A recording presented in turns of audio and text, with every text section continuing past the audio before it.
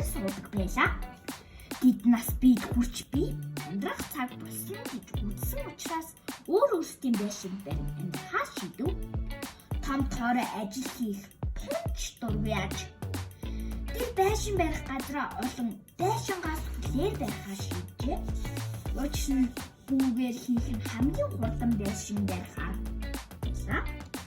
Байшингаа барьж дуусгаад зам дагуу бүжиглэн түүнийхээ байшин гэхээр баригдаж байгааг харахаар явлаа. Хоёр дахь тооройч мөн адил ажил хийх дургүй учраас байшингаас хаваагаар барихаа шийджээ. Үүгээр хийх нь хурдан бас амархан ажээ. Нэг их удалгүй түүний байшин баригдаж дуслаа.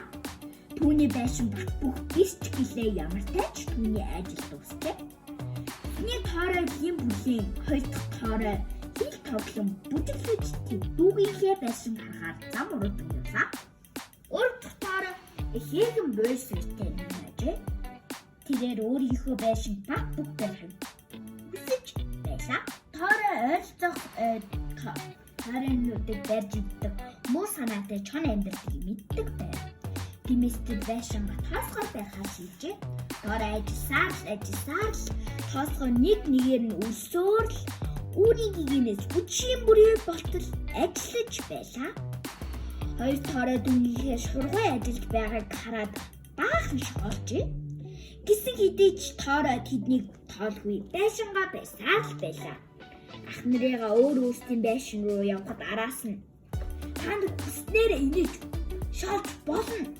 Гэхдээ чон ихэд би аюулгүй байж та хоёр аюулд орох болно доо гэж хэлжээ. Эхний тоорой сүглэн байшиндаа байж байтал чон гэж хаалгыг өгснө. Бяцхан тоорой минь намайг оргуулаач гэж чон хэлв. Яасан ч үгүй гэж тоорой хариуд хашгиржээ. Тэгвэл би томоос том амьсгаа авч энэ дэлхийн бүхий гаар их сорон чиний байшин үлээж хийсгэн шүү гэж чон айллаа. Чон томоос том амьсгаа аваад сүрлэн байшин үлээхэд хөөрхий бяцхан тоорой дунд дүүгийнхээ байшин руу хамаг хурдаараагүй лээ. Арай гэж түүний саваагаар байсан байшин амжиж ортол чон хаалгыг тогшов. Тооройнууд чоныг байшинд оруулахгүйг мэдэж байсан учраас чон хонь болон дүрээ ургажээ. Тооройнууд хуурдалгүй. Чи хоньны альсаар биднийг хуурч чадахгүй шүү гэж хэллээ. Тэгвэл би энэ дэлхийн бүхий л агаарыг сорон чиний байшин үлээж хийсгэн шүү гэж чон бэлхрэв. Тэгээд чон самаан байшин юу ч үлдээлгүй үлээж орхилоо. Хоёр тоорой хамаг хурдаараа хурдлан дүүгийнхээ тоосгон байшинд орж орон доогуур нүгдлээ.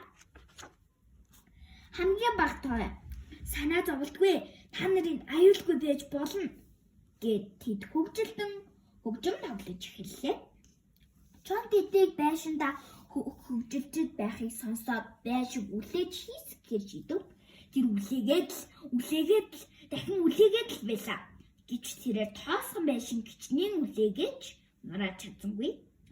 Чон хэрхэн дотоогш орох тухай бодож эцэст нь яндангаар орохоор шийджээ. Гэвч тооройнууд үүнд бэлтэн байсан учраас гал дээр ус буцалгаж байлаа. Чон халуун усанд гэж бэлхэсээр зуухаар буцан гарч зүг сүүлээ хавчин явж зугтлаа. Гурван тоорой ахин түүний бараг хараагүй ажээ.